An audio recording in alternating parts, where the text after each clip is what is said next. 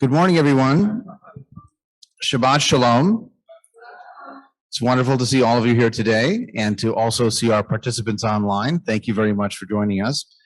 We had a marvelous ordination celebration last evening. Mazel tov again to our ordinees and our graduates from our officiant program. It really was a wonderful evening.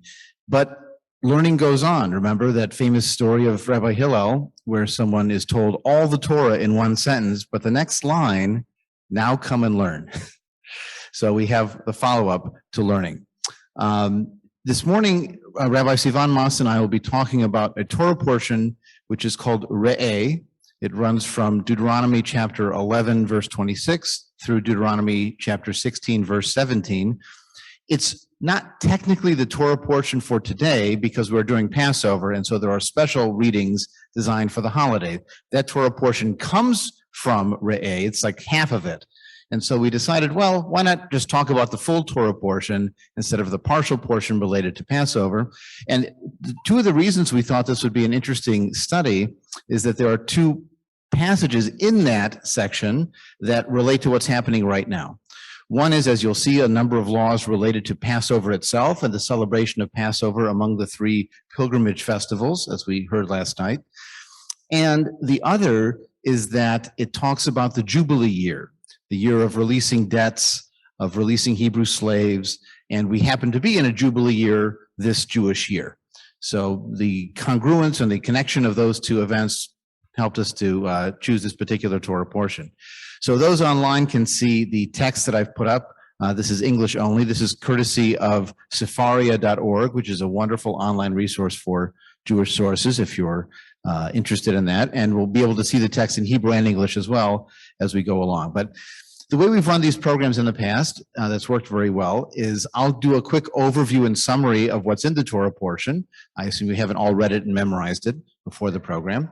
And then I'll turn it over to Sivan to highlight some interesting details included in there, and then we'll go back and forth. And there'll also be an opportunity, if the audience has some questions, they can come to our microphone and ask questions, or those online, there's a Q&A box. You can type a question in the Q&A box, and then we're happy to try to work that into the conversation as well. And so let's begin with the Torah portion Re'eh in Deuteronomy chapter 11. And just to give you the narrative setting for Deuteronomy, Deuteronomy is Moses' farewell speech. It goes on for many, many chapters, as some farewell speeches tend to.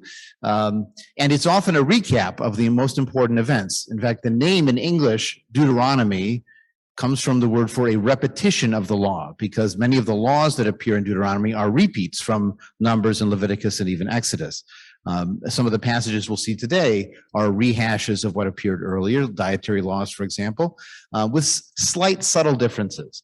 And this is one of those cases where if we wanted to dive into the differences, we can, but we're also interested in the general concept and why dietary laws are important, or why these Passover laws were an important item that the Hebrews writing their canonical scriptures chose to make the most important things to include, and even to include twice. So we'll begin with Parashat Re'eh in verse 26. So the portion begins with a theological pronouncement. And that is that if you do good, you will get rewarded. If you do bad, you will get punished. Also known as, he's making a list, he's checking it twice, he's going to find out who's naughty or nice. See, this day I set before you a blessing and a curse. Blessing if you obey the commandments of your God, Yahweh, or Jehovah, whatever you want to pronounce that I enjoin upon you this day, and a curse if you do not obey the commandments of your God, but turn away from the path and follow other gods. Remember, this is a jealous God. He doesn't even want you looking at any other gods because they are too tempting. When you enter the land, you pronounce a blessing at Mount Gerizim and a curse at Mount Ebal. This is actually a point of dispute between two Jewish sects. The Samaritans reverse those mountains because their holy mountain is the curse mountain here, and the Jews' holy mountain is the blessing mountain here. So different groups will have different opinions on which should be blessed and which should be cursed. And they are on the other side of the Jordan. Moses, remember, in his closing speeches on the east bank, or what is today the kingdom of Jordan, looking over the Jordan River into what is now the west bank, or at the time the promised land. You are about to cross the Jordan and enter and possess the land. When you've occupied it, follow all these rules. And here are some of the rules that you should be sure to follow in chapter 12. And one of the first rules he lists, you must destroy all the sites at which they worship their gods. Under any tree, tear down their altars, smash their pillars, put their sacred posts to fire, and cut down the images of their God. So not quite interfaith dialogue level tolerance there. And do not worship your God in the same way. Only look to the site that he chooses. Don't worship him anywhere. He has one place that he wants you to worship. And that's where he will establish the divine name there. In fact, in Hebrew, the same root for to establish the name is shachen, to reside, which is also the origin of the mystical concept of the Shekhinah, the divine presence that resides in a particular place. And there you bring your burnt offerings and sacrifices, the firstlings of your herds and flocks, together with your households. You feast there in that one place, not anywhere you want, in the one location. You shall not act at all as we now act here, each of us as we please, because you have not yet come to the allotted haven. When you cross the Jordan and your God grants you safety from the enemies, bring everything I command you to the one site he chooses, all the offerings, and you'll rejoice there with your sons and daughters, your male and female slaves, and the Levite. Again, not anywhere, not in any place you like, but only the place he chooses. So you get the sense, one location. And we'll talk a little bit maybe about why the focus on only one location. After all, if you wanted to be McDonald's, you wouldn't have only one McDonald's. That would not be a successful strategy. However, it says, if you desire to slaughter and eat meat in any of your settlements, you can still do that. You don't only have to slaughter your animals. Remember, in the technology of the day, that would mean no meat anywhere outside of Jerusalem suburbs because you couldn't travel far enough. However, the author highlights, you must not partake of the blood. This is a prohibition on blood. And if you've heard of the so-called blood libel, where Jews were condemned for supposedly taking Christian children and using their blood to make matzah, but when you read the prohibitions in the Bible, blood is absolutely treif, forget it, don't touch it. It doesn't belong to you. It's the life force of the animal, so you pour it out on the ground. You do not consume the blood. So there's a real prohibition on blood in Jewish life, contrary to that anti-Semitic legend. And then you consume your offerings before your God in the place God will choose, and so on. Again, don't forget the Levites. You might think that Levites had a hand in writing this because there's so much attention on don't forget the Levites, don't forget the Levites. You know, maybe they protest too much. But you can slaughter your sheep and other animals elsewhere, but again, make sure do not partake of the blood. So this is the beginning of a kind of dietary law process. And if you think of kosher slaughter, one of the practices of kosher slaughter is to remove as much blood as possible. And again, you get this theology, take heed in all these commandments, so it will go well with you and your descendants, for you will be doing what is good and right in the sight of your God. And when he's cut down the nations and you've dispossessed them and settled in their land, beware of being lured into their ways. Do not inquire about their gods. Do not act this way towards your God. Be careful to observe only that which I tell you. Don't add to it and don't take away from it. If there appears among you a prophet or a dream diviner, don't listen to any prophets. Don't listen to them because God is testing you to see if you really follow him. Only follow what's written in the book. As they used to say, read the book. That's what you need to do to find out what God wants. Don't listen to prophets or visionaries. In fact, if they show up, you will sweep them out. You will put them to death for having urged disloyalty to your God. If your brother, your own mother's son, or your son or daughter, or the wife of your bosom, or your closest friend, entices you in secret to worship other gods, do not give assent or heed to them. Show no pity, but take that person's life. Let your hand be the first person to put that person to death. So, we think sometimes of other religious traditions as being super harsh on heretics, and Judaism doesn't care what you believe. Well, here's a death penalty for leading someone into another religion. So where Islam might have gotten it, might have been for this kind of passage. Thus all Israel will hear and be afraid, and these evil things will not be done in your midst. If you hear one of the towns, scoundrels there have subverted the inhabitants of the town, investigate it thoroughly. If it's established, put the inhabitants of that town to the sword and its cattle. What did the cows do? But the cattle is also put to the sword, doomed. You gather its spoil in the open square and burn the town. It even says, as an olah, as a holocaust, as a great burning to your God. Let nothing that has been doomed stick to your hand, because it's schmutzig, it's treif, it's been contaminated by this idolatry. Now, it also describes certain practices you're not allowed to follow: cutting the front of your heads as a mourning, do not eat any animals that are deemed abhorrent, and then we have a list of the animals you're allowed to eat. This is your, guide for the supermarket when you're going through what you can have and what you can't.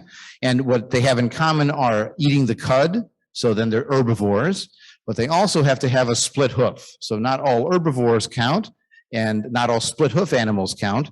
Most famously, the swine or the pig has a split hoof, but does not chew its cud. It eats anything, and so that's out as well. It also highlights that what lives in the water that has fins and scales, that's fine, but without those you can't have. Any pure bird you can have, but not the carrion eaters, the meat eaters. Again, you want to have the birds that are permitted, like think of chicken, right? All winged swarming things, only eat the pure insects. There are actually insects you are allowed to eat. They're not all icky. You cannot eat anything that dies a natural death. If it dies by itself, you have to not eat it, but you can sell it to the foreigner. That's useful. And you shall not boil a kid in its mother's milk, which we maybe can talk about what that actually means versus how it's been interpreted over the centuries. You have regular offerings and tithes to offer in that place again. If you're unable to travel that distance because where you live is too far from that one place that God's chosen, you are allowed to convert it into money. Again, maybe the priests are writing this, right? If you can't bring the food, at least bring some money. Do not neglect the family of the Levite again. So you bring your tithes in. And now every seventh year here in chapter 15, here's where we get the forgiveness of debts, the Jubilee, the Yovel. All creditors will remit what is due to their fellow Israelites. They will not pursue them. You can still pursue the debts that the non-Israelite owes you, but the Israelites get their debts forgiven. And there will be no needy among you, because God will give you so much bounty when you conquer the land, you don't have to worry about it. You will extend loans to many nations, but not require any yourself. You will dominate other nations, they will not dominate you. However, if there is a needy person among you, however it works out, you do still want to give them. In fact, they highlight, don't be clever and say, well, it's year 6. I don't want to give a loan now because I know they're going to get forgiven in 5 months.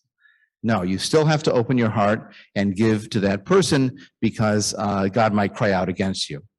And so if a Hebrew man or a woman is sold to you, we have slavery here, right? But it's temporary for Hebrews. You set him free at the end of this 6-year period in the 7th year. You even give him some property. It's not quite 40 acres and a mule, but it's something to give them a start. Remember that you were slaves in Egypt, and so you have sympathy for those who suffer. However, it highlights, if he says to you, I don't want to leave, then you take an awl and put a hole in his ear, and then you've marked him as a permanent slave forever. And the same can happen for your female slaves. If you do set one free, don't be resentful, but follow this law. Again, the firstborn of the animals are dedicated to the god. Again, don't partake of the blood. And then finally, in chapter 16, we have an opening to the discussion of Passover. Observe the month of Aviv, which is not a month of the current Hebrew calendar. It was a season in the biblical calendar, and Aviv today is the word for spring. And you offer the Pesach, the Passover sacrifice. That's a reminder of the Exodus from Egypt. You do not eat anything leavened with it, no chametz. For 7 days, you eat only matzah, the unleavened bread, the lechem oni, the bread of affliction as it's described here. And that helps you to remind yourself of this Exodus from Egypt. For 7 days, you can't even have any leavening. These laws sound familiar for those who were raised in Orthodox, conservative, even many Reform households, or even some secular households that might choose to, if not get rid of all their leavening, at least put it on a high shelf or in the basement or somewhere where they won't eat it for 5 days, 6 days, depends how long you make. Again, the Passover sacrifice is only in the place that God chooses. You cook it and eat it right there in one night.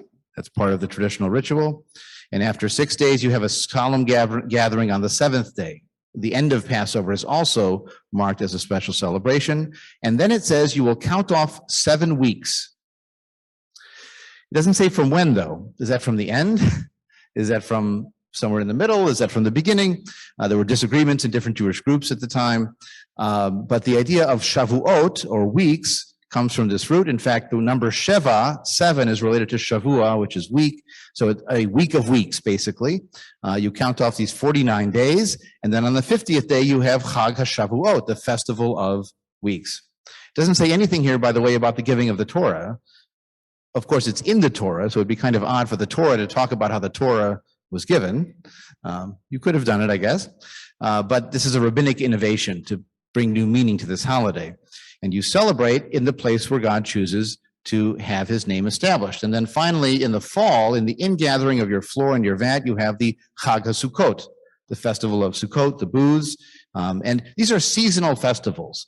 I sometimes describe this calendar as the retirement calendar, where the day of the week doesn't matter, but what season is it? What's the weather like outside? That makes more of a difference. So the exact date of when you're doing this, it doesn't say the 15th of the month. It doesn't matter. It's Aviv, and then you got the summers, 50 days later, and then in the fall, when you have the ingathering, that's when you do Sukkot for 7 days, and you rejoice all together. You hold this festival for 7 days in the place he will choose. And the final verse, 3 times a year on the Chag HaMatzot, what we call Passover, the Chag HaShavuot, the festival of weeks, and the Chag HaSukkot, the festival of booths, all your males will appear before your God. And we may come back to that translation, because in the Hebrew, there's a suggestion that an earlier version of the text might have said 3 times a year, God will see all your people, or even your people will see God. But later generations decided to change the voweling just a little bit to make it a passive voice instead of an active voice. And so then it says you will be seen by God instead of you will see God. But we'll dive into those details in a little bit. So that's an overview of the Parashat Re'eh. The name just comes from one of the first few words at the beginning of the portion. This is often the case. And now I'll turn it over to Rabbi Sivan Mas to highlight some of the interesting details after that overview. It's one of those parashot that when you are fortunate enough to be approached by a bat mitzvah or bar mitzvah family, you look at them and you say, is this really the kind of text that this is what you really, really want to do, or let's look for something else? So when we were looking at this, and I was thinking to myself, okay, well, it's not my bat mitzvah, so it doesn't really matter if I'm excited about it or not.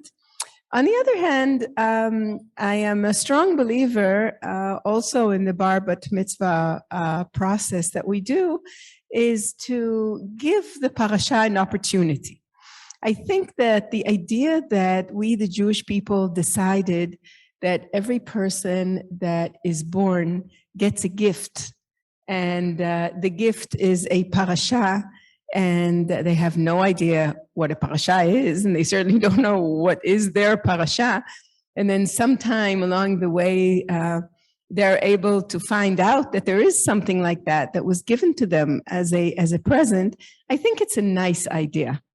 I think that we should then explore the parasha and find out if that's relevant and we actually want to deal with it.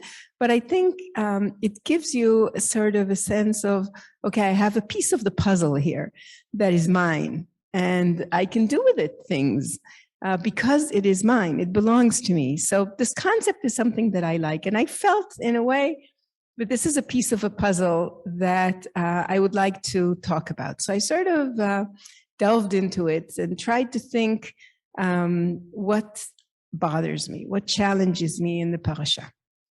And what challenges me is really this whole concept of slavery that comes up in the parasha a few times. And as both this whole concept of the Shemitah and the Hebrew slave, et cetera, but also reminding you that, reminding us that we were slaves in Egypt. But the story of the slavery in Egypt is a bit different from what we actually seem to be celebrating in Passover, and what I would say the national movements, even from the 18th century, adopted from that story. The adoption of the notion of the fight for freedom is something that resonates, even until today, with many civil rights movements. But I want to talk about that for a minute.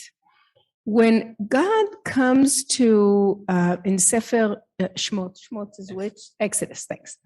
In Exodus, in the beginning, I think it's chapter 3, when God comes to Moses and says to him, go to Pharaoh and tell him, let my people go, right? Basically.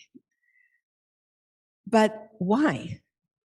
He tells him, let my people go so they can go to the desert for a few days, sacrifice to me, do the work that they have to do for me instead of the work that they have to do for you, Pharaoh, being a god, etc., etc.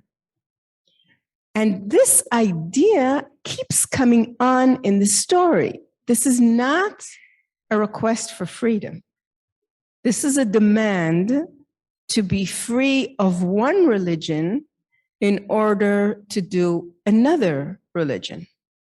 So he says, the first demand is we will go to the desert to sacrifice to our God so that he will not hurt us with sickness or in the sword.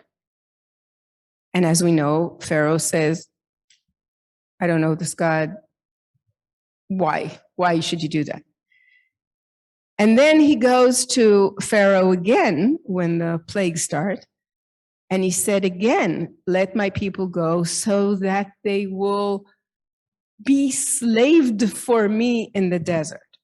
In other words, the transition is not from slavery to freedom, but from slavery to slavery. And that notion is something that we have to understand is in the text. We can we can be inspired by it to say that we are talking about freedom at large and not being enslaved by other people and et cetera, et cetera. But we should recognize that the story is a different story. And it keeps going on that way. And the people, first of all, Moses is called the slave of God. Ha'eved shel Moshe, Moshe avdo. Sometimes in English it's presented as servant, but the Hebrew is slave, or that's the same word for both. And then it says, and the children of Israel will be my slaves, the slaves that I took out of Egypt. So he keeps using, the writer keeps using this terminology, and the idea is very, very clear. Again, this is not the idea that the national movements in the 18th century, 19th century, Martin Luther King later on, that's not, or the free the Jews from Russia used. That transition in the message is a very important transition to understand that since the American Revolution, later on the French Revolution, took the idea from freedom and changed it into what we're fighting for, and that is the freedom for no religion. Not only the freedom of religion, but the freedom from religion. That's not in the Bible. That's not in the Passover story. That should be in our Haggadah, both stories. I believe that what we should be celebrating in Passover is this evolvement of ideas. That we start off with saying, okay, we don't like this religion. We want to be free to do another religion. You're not letting us. Goodbye. We're going somewhere else. Or we're fighting to change it. But that's insufficient if we really are talking about religion. So the Bible, in these stories, there are other issues, there are other places in the Bible when they talk about freedom. But not here, not in this story. The word in Hebrew for freedom, there are two words in Hebrew for freedom, and I don't know if they correspond exactly to the English of freedom and liberty. I'm not sure. But in Hebrew, chofesh, which is a biblical word, and cherut, is it liberty? We use them as synonyms. Oh, okay. And cherut, which is a much later word, which comes into our culture only in Hellenistic times. Only in the time where the culture, the Greek and Roman culture, had, as we know, the Greek Symposium, which was meant for the people who are in liberty, bnei chorin, which you know this term from the Haggadah. This comes into our story much later. And this term, the liberty, the bnei chorin, has nothing to do with slavery in the sense of slavery to another religion. And it's interesting that the Haggadah starts using a completely different term, which is not a biblical term, and that the Seder is built around this concept of the Greek Symposium, which is meant for the Bnei Chorin, which is, et cetera, which later on in the 18th century, relating to the story of the expulsion from Egypt, has to do with this liberty level of humanism back to Hellenistic times. So sort of all of these things do come together in our eyes and in our culture, but I thought it's important to notice this in this portion relating to the ancient portion. So this is one thing I wanted to mention. The other thing I wanted to mention, it talks about again, don't go after other gods, and it always interests me why. I mean, okay, certainly there's an ego here. I'm the God, I'm the only God, and it says so many times in the Bible. But he says, how can you, I'm reading 30. It's okay. How can they worship these other gods? You cannot do this to your own God. Because, can you read 31 in English? Oh, sorry. Online, just for the online people to hear. You shall not act thus towards your God, Yahweh, for they perform for their gods every abhorrent act that Yahweh detests. They even offer up their sons and daughters in fire to their gods. Okay, so let's talk about this for a minute. We do know the story of the binding of Isaac, right? Not the sacrifice of Isaac, because Isaac wasn't sacrificed, he was bound. I mean, God did threaten that he would have to murder his own son. I mean, there's no question about that. But he didn't. In the last moment, a debate God or an angel came and said, stop, I have something else, I have a substitute for you, and don't kill your son. But that's not the only story in the Bible where God accepts or denies human sacrifices. So he says here again, in what Adam just read, that this is an abomination. Is it an abomination only if you kill male children? No. He says that it's an abomination if you kill sons and daughters. But as you know, there's another story in the Bible. There's a story about the daughter. I was sort of smiling to myself for a minute. The daughter of Yiftach, and my husband's name is Yiftach, and it's not a good name to get from this story.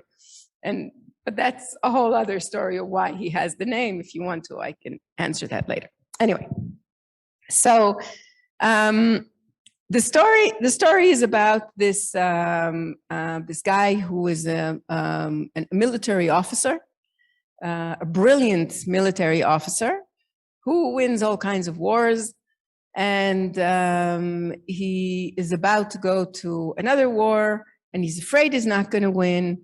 So he does what a lot of other people did in the Middle East, in many cultures, and that is that he says to God, if I will win the war, the first person that will come to greet me, because who will come to greet him? Only people that know him, right, and are close to him.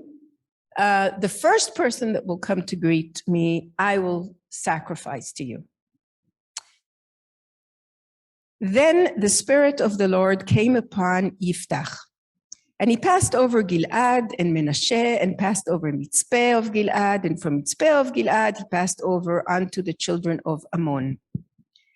And Yiftach vowed a vow unto the Lord and said, if thou wilt indeed deliver the children of Ammon into my hand, then it shall be that whatsoever cometh forth of the doors of my house to meet me, when I return in peace from the children of Ammon, it shall be the Lord's, and I will offer it up for a burnt offering. Okay, no question about burning. And Yiftach came to Mitzpeh unto his house, and behold, his daughter came out to meet him with timbrels and dances, and she was his only child. Beside her, he had neither son nor daughter. And it came to pass when he saw her that he rent his clothes and said, alas, my daughter, thou hast brought me very low, and thou art become my troubler. For I have opened my mouth unto the Lord, and I cannot go back. And she said unto him, my father, thou hast opened thy mouth unto the Lord. Do unto me according to that which hath proceeded out of thy mouth, etc., etc., etc.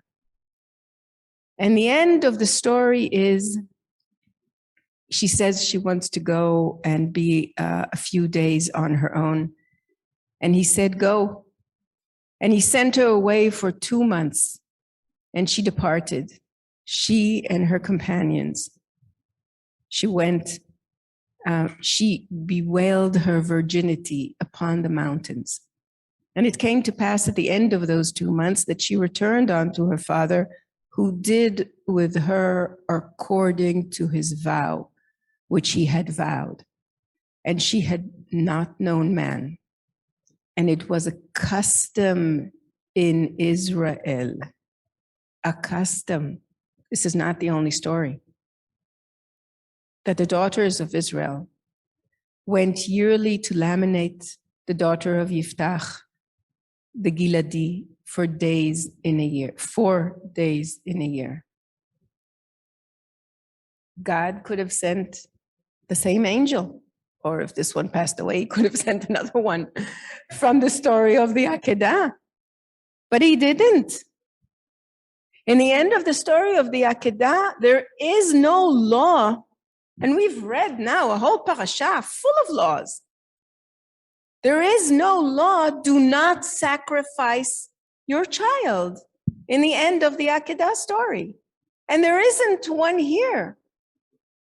So the reason God is saying to the people of Israel, don't worship other gods, this justification is without no integrity to what he actually allows the people to do. So that couldn't be the reason that you should not follow other gods. And there is no other justification. The only justification in this whole parasha of why you should not worship other gods is because of the abominations, and I don't want abominations. Okay, we figured out that's not a good justification for you. There isn't any other. And this is the same thing that begins in the story of the expulsion from Egypt. You have to be slaves to me instead of slaves to someone else. You want to call it freedom to religion, that's fine. It's freedom to religion. That's why I got you out of Egypt. And this is the reason that I'm writing this parasha. And I'm writing this parasha and I'm telling you, the only reason that you will have is because you shall fear me. I will curse you. I know how to do it. And if you are not sure, don't try me. But if you want to try me, I will prove to you again and again that it's good to be my slave. You can also think of the line from The Wizard of Oz, I am the great and powerful Oz, and this is why you have to do these things. Get the broom of the Wicked Witch of the West, or pour out the blood of the animals when you sacrifice them, or any of those reasons. I am Yahweh, it says over and over again. And there was a verse in chapter 12 where it said, it should not be like this, where everyone gets to do whatever they want. And there was part of me that said, I kind of like it if everybody gets to do whatever, sometimes our value is the opposite of what the Torah is presenting. But then I thought, well, I don't know that I'm a total anarchist, that I want everyone to do absolutely anything they want. So there is a balancing act between law and freedom that all of us have to strike. And we may find a different balance than what the Torah does. But this is where I find studying Torah portions, even ones like this that are not necessarily the first ones that come to mind, or that we would be thrilled to have assigned for our bar or bat or b mitzvahs, it's still worth diving into. And in my community, we actually have our students look at what the birth portion would be, even if they choose not to do it, but they should know what it is. And they should look at what the legal texts are. We love the stories, the Akedah and Gan Eden, the Garden of Eden, and so on. But the legal material is actually a good chunk of the Torah. There's a lot of laws in there. It's not just the nice stories in Genesis or in the beginning of Exodus. So it's worth grappling with those stories for cultural literacy. You want to know what's in this book that people have treated as so important. So sometimes we connect it to other stories, like the story of Moses or Yiftach in the book of Judges, our own kind of haftarah, our own additional reading to the story. In some cases, it highlights historic Jewish practice, like the dietary laws that are detailed here. Again, many secular and humanistic Jews don't follow those laws, be it for Passover or all year round, and some pick and choose. I know in some restaurants in Israel, you can get a cheeseburger on matzah during Passover, because the matzah matters, but the milk and meat doesn't. And that's I find very secular Jewish to do it that way. So there's knowing the historic Jewish practice, that's literacy. I also find that it can be a spark for ethical discussions, that question of freedom and slavery, or what is the justification for why you're supposed to follow these laws? Do I agree with the way it's detailing how you treat the slaves or not? How it differentiates between the Israelite and the foreigner? We can use that as a spark for discussion. We don't have to agree with it. There was a wonderful debate, this is at a colloquium now, almost 15 years ago, between Sivan's father, Yaakov Malkin, and Sherwin Wine on the question of whether the Bible has poetic truth. And Sherwin insisted that it's morally reprehensible. And Yaakov said, what does that have to do with being poetically true? That it resonates true with the human condition. People act like this. This happens. And so it's reflecting part of the human condition. That's what he meant by poetic truth, not that it's wonderfully moral. That's a very different category of thought. So the spark for ethical discussion is there. But the last thing that I wanted to highlight that I find really meaningful in looking at these texts, and this is something Sherwin did do, is they're clues to Jewish history. So there's a passage that we saw at the beginning of chapter 13 where it says, do not change the rules at all. And if a Navi or a Cholem, if a dream interpreter appears, or literally a prophet, and says, let's go worship another God, even if what he predicts comes true, right? He does a wonder and then it happens. Ignore it. Pay no attention to that man behind the curtain. Don't listen to a new prophet, even if he does miracles. It's just God testing you. You have to check what he says against the book. And if the book says one thing and the prophet says something else, ignore the wonder-working prophet. This is a clue to the context for the writing of these passages, because there was an ongoing debate through what's called the First Temple period from around 1000 BCE to about 600 BCE between the priests who served the king and the prophets who said the king was doing it wrong. There's a wonderful passage in Amos, the prophet Amos, where the prophet Amos shows up and the priest says, get lost, you bumpkin. And Amos says, I'm not a professional prophet. I'm doing this because God told me. And the king is going to get destroyed because of all the things he's doing wrong. Well, how did the priests outmaneuver the prophets? They wrote a book. During the exile in Babylon, they compiled these stories, these legends that had been passed down, all these different laws, and they put it into a canonical book. It's presented in the book of Ezra and Nehemiah when they return from exile, and they stand up and they read the entire book in the ears of the people, and the Levites are there. The Levites are there to help make sense of what it means to the people, because after all, just like any constitution, you need someone to interpret it to tell you what it means. And what happens at the end of Deuteronomy is the most important part of this political dialogue, because you have all these laws and all these rules, and the first priest Aaron dies and his grandson Zadok takes over because his sons sort of messed up and got burned up in fire. It's a whole other story. So the Zadok is there to create the line of the priesthood. And what happens to Moses, who is described as the best prophet ever, with no prophet like him before or since, who saw God face to face, even though it elsewhere says you're not allowed to see God face to face, but that's, again, diverse opinions in the text. What happens to Moses? He dies.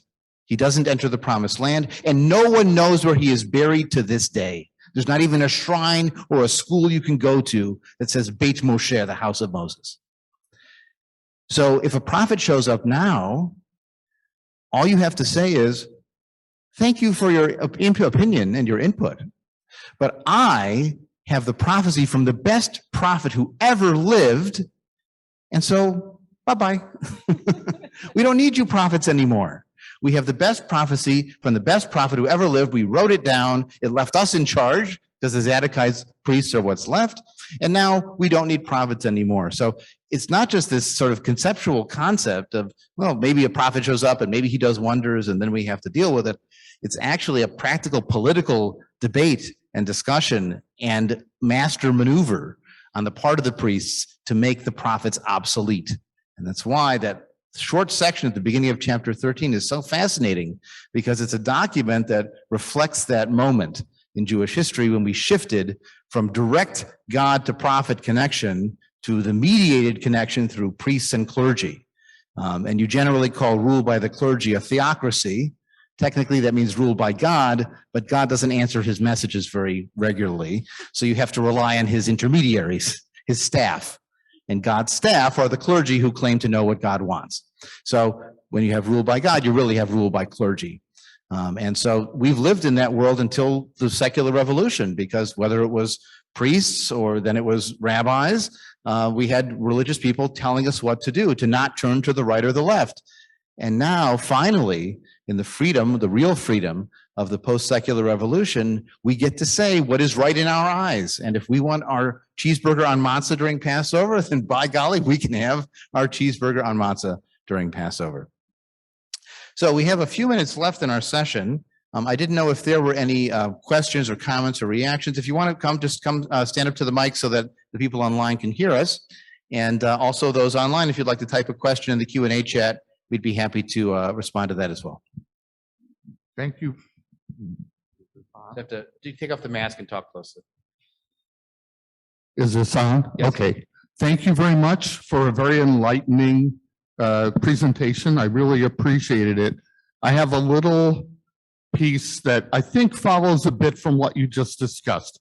If you go back up in this, there's a couple of places where the text refers to other gods whom you have not experienced. And I just want to know if you have any thoughts about what that means. Does that mean the Israelites have experienced God at Sinai and the giving of the Torah?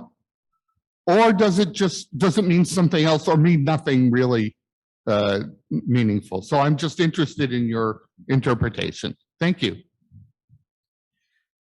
Well, my take on it would be that there is a claim of historical events, that the Exodus story happened, all the wonders, the pillar of cloud and the pillar of fire and the parting of the Red Sea. And it's not just Sinai, it's the whole Exodus narrative that it's claiming actually happened. You saw these things.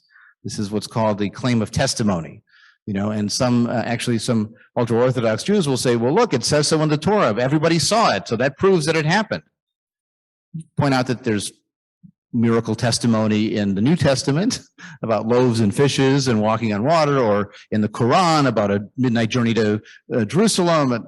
I mean, there are other traditions. Even the Aztecs have a mass revelation scene in one of their literatures. So it's a claim of historicity that you saw this and this is why you should follow these rules. But of course, it's really a claim to authority from the text. The text says people saw this and you have to follow these rules. So the experience of this God is part of that mythical history that's being imposed on the people. I don't know, Sivan, if you wanted to add anything. Okay. So I had a similar question and then a completely different question. So similarly, I was going to ask whether the Bible ever gives the reason to not worship other gods because they're not real. Like that seems to imply that because you saw it, our God is real. But does it also in many places seems to suggest that those other gods are real too. Does it ever just flat out say this is the only real God, which is what you now hear for those who believe in it? My other question was related to the concept of serving God as now your God slave. I may be misremembering this, but the part about the 40 years wandering in the desert, somehow I have in my mind it connected to letting the slave generation die out before they become free in the land of Israel. Is that from a Mishnah or something? Or am I making that up? That is there. Of course, it's also the generation that worshiped the golden calf and deserved to die. So you can, get multiple interpretations for the same piece. There are certainly passages that say this is your God, and it literally says ein od, there is no other. So there are a few passages that are what we would call full monotheist, but there's absolutely plenty of passages that acknowledge other gods. I think that the story that precedes the actual expulsion has to do with saying the other gods that you know are worthless. In other words, you have lived for, 400 years in Egypt. You've seen lots of other gods here. And you've experienced their power, and there are a lot of people that are believing them. Maybe you're believing them too. I have to show you that I am stronger than them. And that's what he does. This is a fight between the gods. People usually say that the Bible is not a mythology because the mythology is wars between gods or lives of gods. But this is a mythology. This is a whole story of one God saying, I'm stronger than, I'll show you. And the story begins with him saying, I will harden your heart, Pharaoh, so that you cannot change your mind. Pharaoh is a God. So this is really of who is stronger. And it does, and also Elijah and et cetera, et cetera. So the Bible has other stories to show that the other gods are worthless. and that he is the Almighty. I think that's where the term comes from.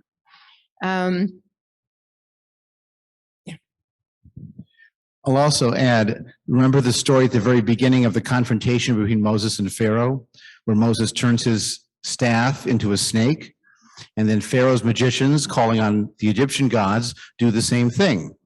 And then what happens? Moses' snake consumes all the other snakes. Now, maybe they're comparing the size of their snakes, I'm not sure, but there certainly is this conflict of who is powerful and who is not, and are they full gods or weak gods? I just wanted to reiterate the strength of the snake, and that is the snake keeps appearing in the biblical story, and it becomes very, very strong, and it cures all the sicknesses, and that's why you have until today, the emblem of medicine, you have the snake on it. And it also then it goes into the temple in Jerusalem. But then when the temple is cleansed later on, the snake is taken out of the temple because it is considered idolatry. Well, this kind of works a good segue into my question, which was, thought it was very interesting in this text. It talked about the destruction of the verdant trees, the destruction of all of these previous worship sites. And what I found so puzzling and interesting about it is, back in Bereshit Genesis, often the patriarchs and matriarchs went to the terebinth trees to have these divine encounters. And now it's chop all the trees down. And so is this a situation where the thought, the ideas are evolving? Is it kind of like, once we like the snake, now we're throwing the snake out? Is that what's going on? I think we could say one Torah, three opinions, right? Just because they're included in this anthology, this collection of stories and ideas, doesn't mean they're all going to agree. As I mentioned, this story, does Moses see God face to face, or are you not allowed to see a face? You don't see a face, you can only see God's back. And there's all different narratives about what kind of God you can see or not. There's actually a fascinating history of Jewish figurative art that dives into this phenomenon that just because it's a statue doesn't mean it's not Hebrew. Sometimes the Hebrews made the statues. The Book of Kings admits it because they say it was bad that they made the statues, but it admits they made the statues. So there must have been pro-statue texts that we don't have, or we have echoes of them in these earlier stories about the earlier sort of patriarchs and matriarchs and the kind of idols and statues that they worshipped. This is part of the evolution of Judaism that we are a continuation of, and people assume that Torah is all consistent, but if it evolved, I think it's an argument in our favor because we're evolving too. Thank you both for such wonderful teachings. I have a question about what I would call the switch from slavery to slavery, as you described it, that it wasn't going from slavery to freedom, but going from slavery to a different form of slavery. And the question I have, I'll put it in terms of, say, contemporary language. If I think about what it means to be a soldier, you could say, well, being a soldier is following orders and being willing to kill people, even if you need to. So being a soldier is just being a soldier. But when I think of today's world, I think that being a soldier for Ukraine is very different from being a soldier for Russia. There are soldiers on both sides, but the nature of soldiering for Ukraine and what it means in the grand scheme of things is different from the nature of soldiering for Russia. And so I think so my question would become, in going from one form of slavery, as you put it, to another form of slavery, does the nature of the slavery have some meaning? So in the narrative, it's going from slavery for a false God to slavery for the true God, is how the narrative explains it. And also there's an ethical dimension to a lot of the teachings that will come as well. So I wonder just what your thoughts on that. I'll stop with that.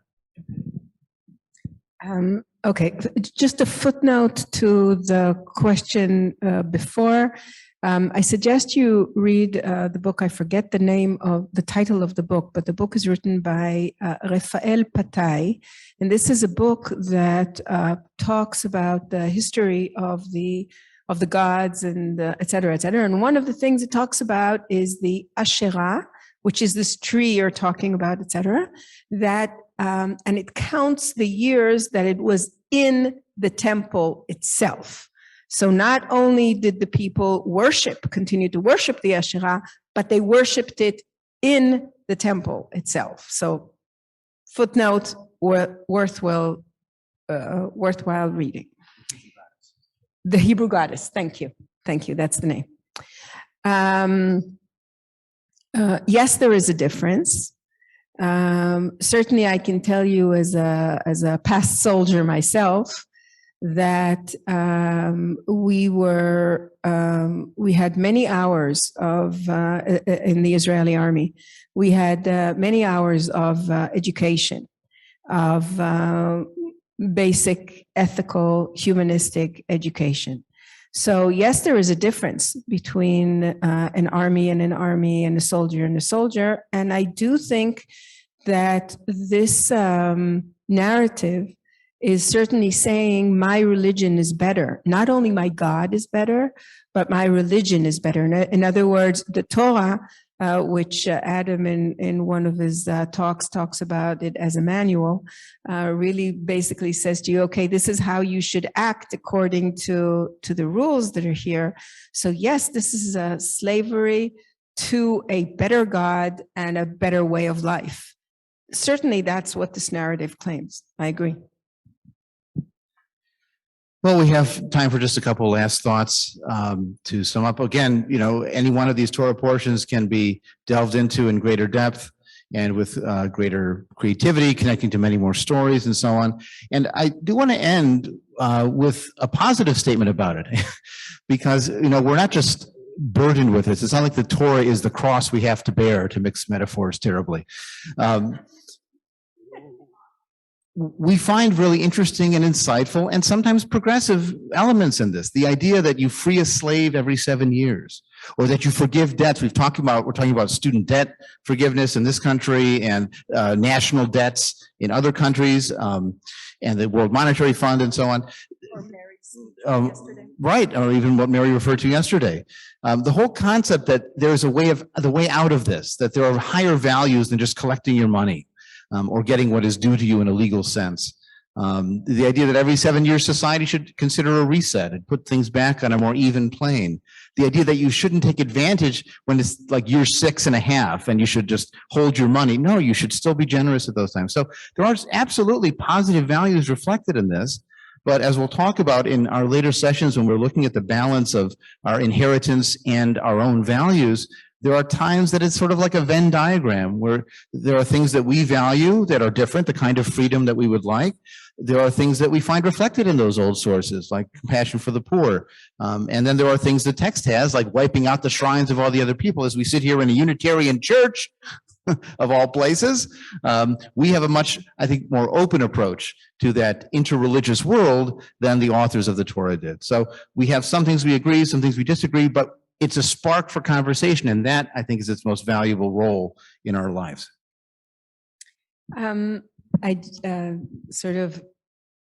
This whole concept of parashot is really taking a library of books, which is the Bible, the anthology, and saying, okay, this is what you should read now, and which is not necessarily, you can read it any way you want. And one of the things that happens in a parasha is that you cut the parasha at a certain place, and a few lines down, it has this, I think, 3 words, which should be good for any social justice flag, and they say tzedek, tzedek tirdof, which is justice, justice shall you pursue. And I would like to end with that. Thank you.